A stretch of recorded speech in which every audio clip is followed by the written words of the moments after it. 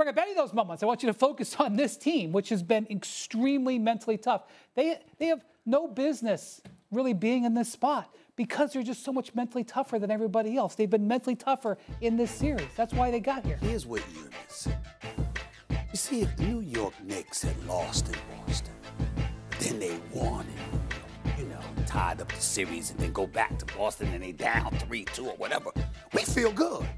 Because then we're looking at, yo, okay, they might be able to do this.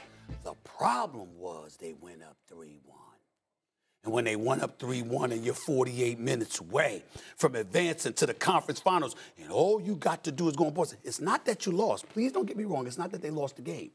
It's how they lost. You got your ass kicked in the second half. You had guys like Derek White and Luke Cornett, not Jaylen Brown and Jason Tatum together, but Jaylen Brown and Derek White together, or Derek White and Luke Cornett together. And you're seeing Pritchard, my sixth man of the year, the sixth man of the year, coming off the bench, raining threes like the Knicks were supposed to be doing. You got blown out. That's the problem. He's damaged. That's the problem. Yeah, you got to win tonight. I think Stephen is a little broken. But how about this? I can fix it. Did you know teams that are up 3-1 win 96% of the time? I'm fully aware of that. You know this. Historically. I would just say, I know you were at an 8. You should probably be like at a 5. And then maybe games. 8's gone. Yeah, that was probably 8 like 15. Is gone. I don't know what he's at, but 8 is gone. You are way past the 8. You're like 80. Have you seen Tom Thibodeau not use his bench? Have you seen Carl? Have you seen Carl? It's all right. That's why he's never coached in the finals. Okay. Well, okay. All right. As a head coach, have you seen Carl Anthony Towns in the post? Have you seen Jalen Brunson handle his business repeatedly when it matters? I've seen Jalen Brunson, and I have no doubt that he will handle his business. Do it? But let me ask you this question: Seen Josh Hart do it? If Jalen Brunson drops 40 tonight, couldn't the Knicks still lose? Of course. Of course they could. Look, at the end of the day, are the Celtics going to make 23 threes tonight? Because if they're going to make 23 threes, the Knicks are probably going to lose. So I would just say this. And guess what, Stephen A? There's another game. The New York Knicks are not losing tonight. Okay, look. The urgency of the moment is now. It's set up for them. They were at a disadvantage in Game 5. I know that doesn't sound right.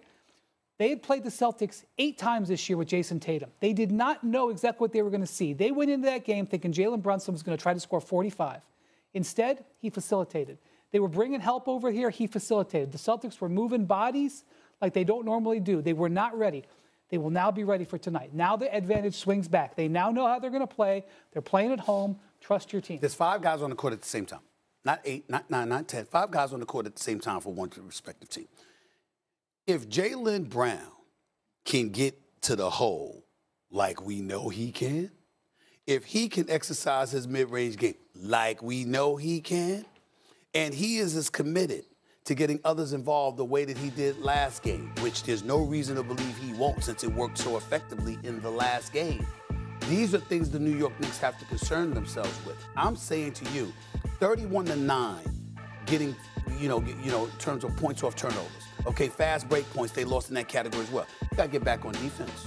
You got to figure out a way to man up and understand that no matter who's on the damn floor, you got to guard everybody. Because you can't just be leaving. They had their worst shooting. You can't be leaving people open. We don't know. Think about it this way. Normally, this is the first season we've ever had complaints about a Tom Thibodeau defense.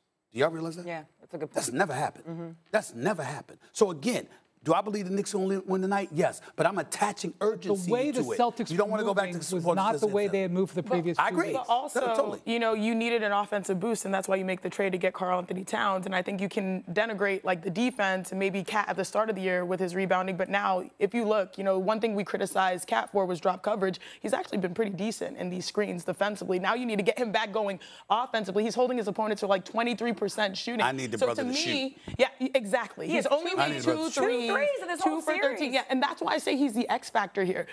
Brunson, something to give you some good news. After losses in this postseason, averaging 36 points per game. He's probably going to show up, right? Hart is going to dive on the floor for loose balls. Bridges is going to try to make a play, especially when like the bench, like the second unit is out there. It's Cat.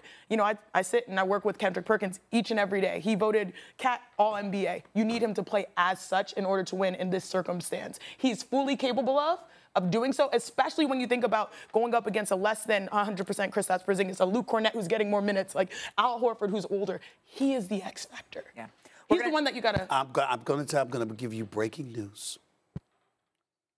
I am going to listen to my man Swag Goo, who's been texting me all show thus far, first 14 minutes. I am going to listen to my man Charlie Mack in L.A. I am going to listen to my man Wendy himself. I am going to embrace a more positive attitude. The city needs it. The city needs me. The city needs me. Oh, gosh, now look what we've done. You understand what I'm saying? The city needs me. Not the city needs this. The city needs me right now. Janae, this is different. So here's how it goes. Here's how it's going to go. We going to roll up in the garden, the night shack. Okay. We going to look at Jaylen Brown. We going to look at Derek White. No more. You ain't get 7 threes tonight, D. You ain't get D. White. You ain't get 7 threes tonight. Okay. Now this is what I'm talking about. You're not getting 7 threes. Oh, Cornette, ain't going to be no 7 blocks tonight, but you might get dunked on. We going to handle our business. Kevin Pritchard, Peyton Pritchard, we like you. We like you alive. Good kid, little engine that could. You understand? It's the 6th man of the year. Got nothing but love for you. You're going down. Tonight. Yes. The New York Knicks roll up in the garden. There we go. You understand? Yeah. They roll up in the garden. That's the energy you of understand? a Knicks New fan. York, you know what it is?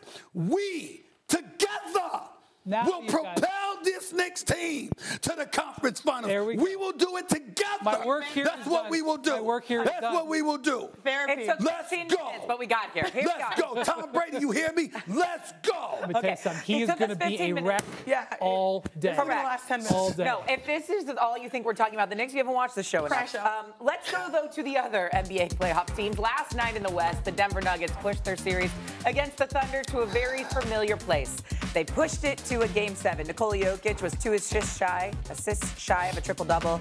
And a sick Jamal Murray put in 25. That ultimately helped Denver beat Oklahoma City 119-107. Game 7 will be in OKC on Sunday, giving the Nuggets a much-needed 2-day break. Here's Jokic on the big win last night. It was quite a effort. I think our defense was really supposed to be, I think holding that. I think the whole series, I think we are holding that team and around 100, 105, 110 points. I think that's really good for us. Well, except the first game, they scored 150, whatever. So it was an interesting game, and I'm just glad that we won it. Just with the mentality, how important is that approach going into Game 7 in front of the home crowd? Yeah, just do or die. It's what you live for. It's what you worked your whole life for. It's either your dream continues or your dream ends. So you lay it all out there on the floor and live with the results. But yeah, I'm excited for the opportunity for sure. And he should be excited that it's in Oklahoma City. None the fact. The Nuggets fired their coach with a week left in the regular season. Are we more impressed that Denver at this point pushed the best team in the NBA to 7 games? Wendy, I'm going to you, or that OKC failed to close them out? Well, so this game was so much about Denver finally, like crawling through the desert, Jokic trying to get some help from somebody else than the starters. And one of the reasons why they let Calvin Booth go in addition to the head coach was that they felt like he didn't do a good enough job building out this bench. Look what happened in this game. A bench player, Julian Strawther, comes off and scores 15 points, and it makes all the difference in the world. All of a sudden, Denver looks like a completely different team. He had scored 17 points the whole playoffs. He scores 15 points off the bench in this game. If Denver can get any sort of help for Jokic, they're winning. They're probably winning the next round if they can get help like this. Problem is we can't rely on it. It was great for Julian Strawther. I love seeing him. I love seeing him celebrate. I have no idea whether he's going to be able to do it again in Game 7. 2 important things, though. 1, Denver's played 7 games in 13 days. It's been a brutal stretch of games. They go to 7 against the Clippers. They go 7 again here.